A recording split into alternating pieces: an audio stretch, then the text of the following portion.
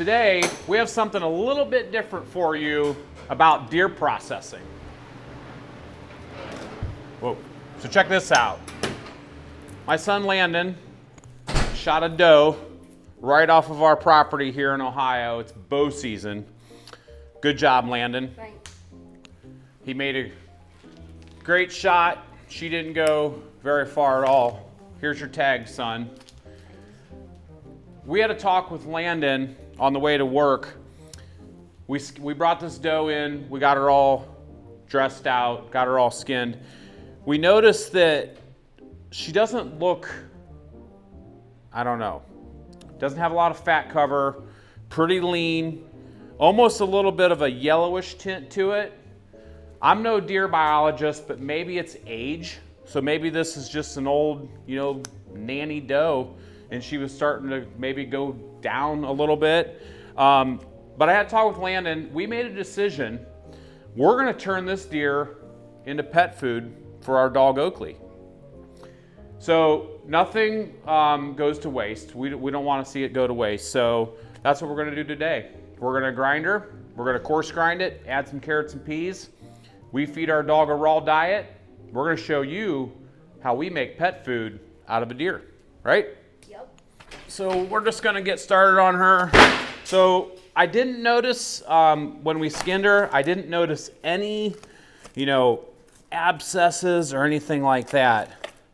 But as you can see, she just doesn't look, like most deer that you would cut out. So in this case, your first thought is, we can make it into maybe some bologna or some smoked meats, which you certainly, you could, but we love our dog. Oakley's got to eat too. We've fed her a raw diet now for a couple years. Typically it's a mix of beef hearts and tongues and things like that we make right here in the store. But she's also had some venison raw dog food, so that's what we're going to do with this one. Well, it may be somewhat of a little bit of a controversial take.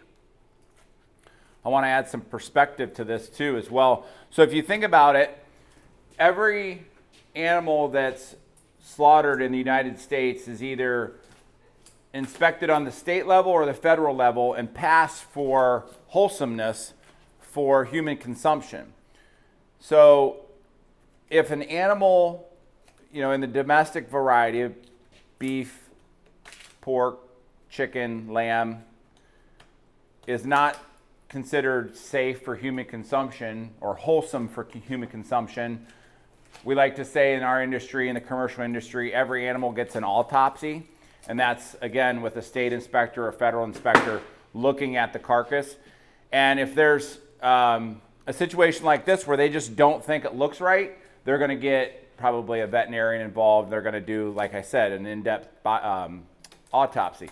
Now, as Seth mentioned, he's not the one that's an expert, but over the years, if you've killed a deer and you just don't feel comfortable or you don't think it is up to par, there's no reason to let it go to waste. And that's what happens with the commercial industry too. So when these animals don't meet the standard to qualify for human consumption, they go to a rendering plant. And that's literally what happens to them is the domestic animals that are not passed for human consumption, they go into pet food.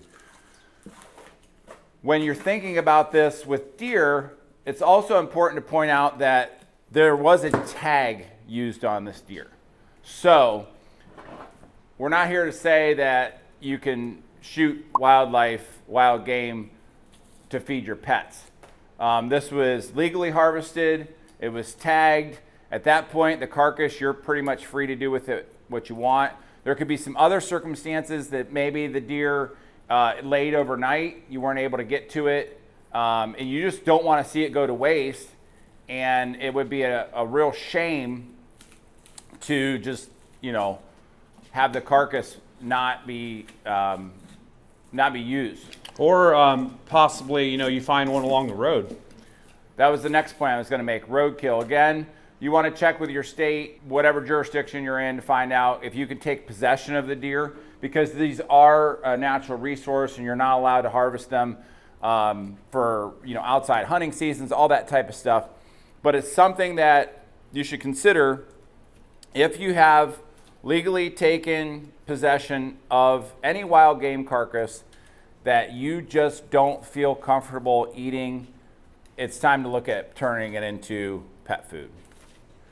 So you'll notice as we go down through here, I'm just breaking this deer down how we typically would, hindquarters, shoulders, pulling these loins out. But we don't have to be as particular with some of the, the bruising from that shot and some of the gristle and things like that, because our dog Oakley, she isn't going to care about that. And I can tell you, there's a lot of dog food options out there that aren't so good for my pet. So when it comes to feeding her dog food, this would be my number one choice. Some wild harvested venison right out of the woods. So we're just going to go down through here. We're going to get this all picked clean. And then we're going to get all these different cuts all boned out. And then we'll do some grinding.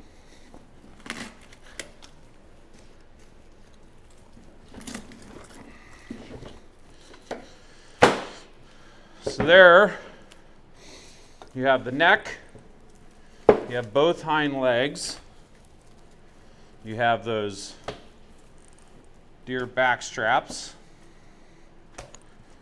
and you have some trim off the ribs, and you have those shoulders, those inner loins. And I'm just going to go down through here.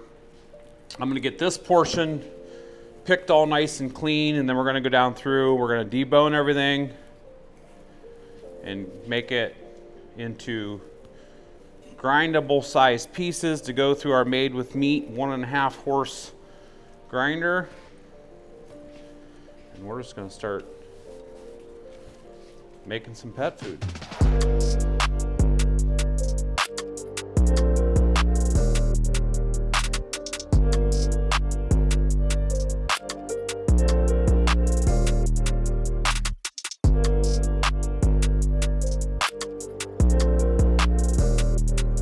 So I just finished up this whole rib cage and vertebrae and everything, got that all cleaned up.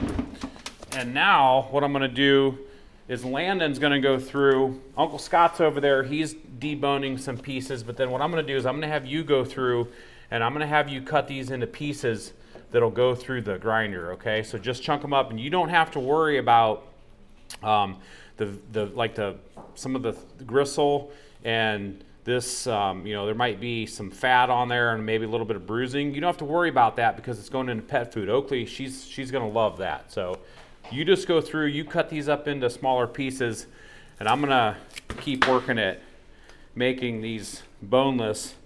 And as I make them boneless, you cut them into little pieces, okay? Okay. So I'm working on this round out of this hind quarter, and I am going to remove that gland that you find located right there in the middle of that round. So this is the bottom round, eye of round. I pulled the top round off there, and I'm going to get rid of that gland because I don't want that going into our pet food either. Our dog could probably eat that, but it's just, that gland's nasty. So throughout this process, we are going to be cleaning these bones up and saving these for our dog as well. So we're going to get a weight at the end of this. We know what the deer weighed, what was it, 87 pounds, Landon? 83. 83 pounds. That's what the deer weighed going into the cooler dressed. We're going to get a weight on the finished product in once it's packaged, and we do have to factor in we're adding carrots and peas, but we're going to get a finished weight. That way we know how much pet food we got off of an 83 pound deer.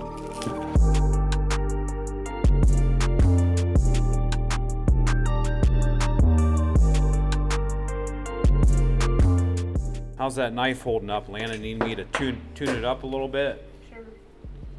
Just give it a few passes on the steel. So I'm using the multi-cut steel, so it has a coarse and a smooth side. So sometimes I'll take a few passes on the coarse and then go to the smooth. See how that is for you. Is that better? Making pretty short work of this deer. Since we're doing a pet food video, it's a good time to tell you about our pet treats. So my little dog Charlie, you've seen a lot of our videos, he is on the logo, but we've got a collection of grain-free, all-natural pet treats that we love our pets. We want to share both our dogs and our cats some little treats. So if you're on beardedbutchers.com, you're picking up stuff for DIY processing or your spices, go ahead and grab a little something for your pets. We're gonna have some stuff for the holidays. Just a great way to treat those pets in our lives. So check it out on beardedbutchers.com, our line of all natural, local pet treats. Moosey, would you like a treat, buddy? Yeah? Do you want a treat? Hmm? Oh my goodness, yes. Oh, that's the wrong finger, bro. So this is the last pile going into the lug, and let's get this on the scale. And out of an 83-pound doe, let's see how much trim we got. 55.20. Can you do the math quick on the yield? 83 to 55.20. It's got to be 65. It's got to be it's got to be 65 to 70, somewhere around 70. 66. 66. So keep in mind though, we did leave some scraps in there, some fat and stuff, so the yield is a little bit more than what you would typically get. But yeah, so 66% from that. And then we did save the bones. So yeah, it lost a little bit in the cooler, and we did have some stuff we threw away. And that whole, well actually let's just do this. The bones on there. The rib cage on there.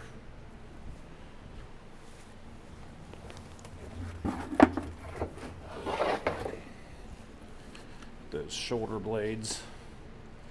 Yeah, so that's everything. It did lose a little bit in the cooler while it dry aged, but 55.20 of boneless meat for dog food. So we're just gonna split this in half. We typically add 2 bags of carrots and peas. This is a carrot and pea mix. This weighs 14 ounces, so what is that, 28 ounces? It's just a little under 2 pounds per 25. So that's just the carrots and peas we buy for our pet food. You can use stuff out of your garden. You can, whatever you get at the grocery store. So typically 2 of those bags per 25. We have a little bit, there's gonna be a little bit more than 25 per lug. There's gonna be about 20, whatever, 7-ish, 27 and a half, but that's okay. We'll get it close. And then we are going to, Landon, I'm gonna open these and have you dump them in the lug. So you go ahead and go over there, dump that one in a lug. So we do add this prior to grinding. Dump the second one in there. So there's 2 in that lug. And go ahead and dump 2 more in this one. So this is just our mixture that we use for our dog. Keep in mind, we're butchers, not veterinarians. We also do feed a raw dog food diet. So we suggest that you consult your vet. So maybe you should, maybe you want to add some eggs, maybe you want to add some rice. That's up to you. And please, like I said, consult your vet.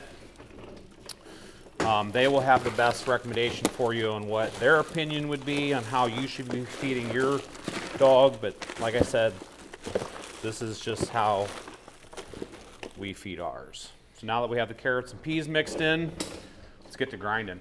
We're just gonna start grinding, Landon. So this is the 1.5 horse single grinder from Made with Meat. And I do have, you can see in the end here, I do have the coarse plate in there. This should be able to handle the carrots and peas and everything just fine. We're just gonna go down through and get everything all ground up.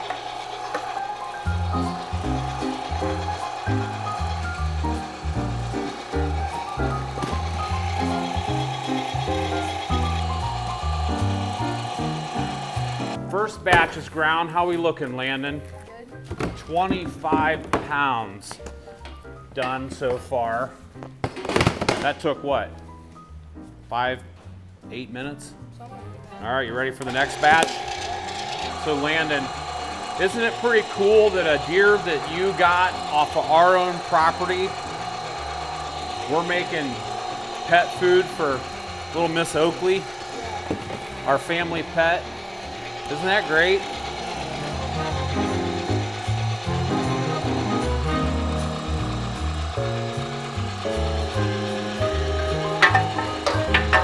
That's a wrap on the grinding. What do you think, bud? Good. 2 lugs. These are gonna weigh probably about 28, 29 pounds each because we added the carrots and peas. Next step is to get these into our stuffer and get them into vacuum seal bags and start vacuum sealing.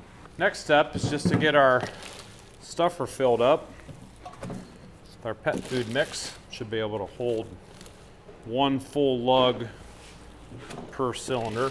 Be pretty darn close. Maybe not quite 1 full lug. If you don't have a stuffer, you can just go right into a bag. However, it's gonna be a lot easier with the use of a stuffer. So we're gonna try to get these bags close to 1 pound. Our dog at home, she's a blue heeler. She probably weighs 80 to 90 pounds, I would think. And she has had 1 pound of this raw dog food per day for about 2 years. So here, once again, I would like to say, consult your veterinarian, and they'll tell you, they'll give you a better idea on what they recommend your dog should have. But that's a little heavy. We'll back her down just a little bit, and we'll get these all filled up. Get them vacuum sealed, and then get a total weight.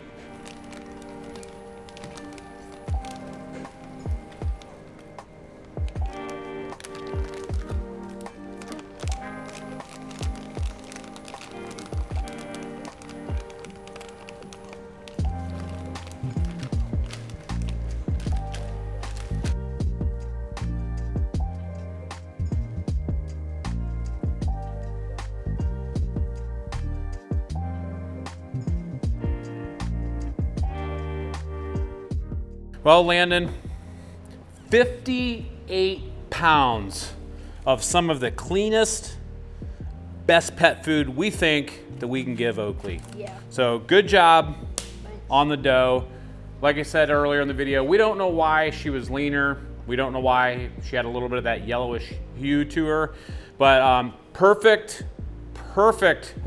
example of turning something like that into pet food for our dog. So pound a day is what we feed. Consult your vet.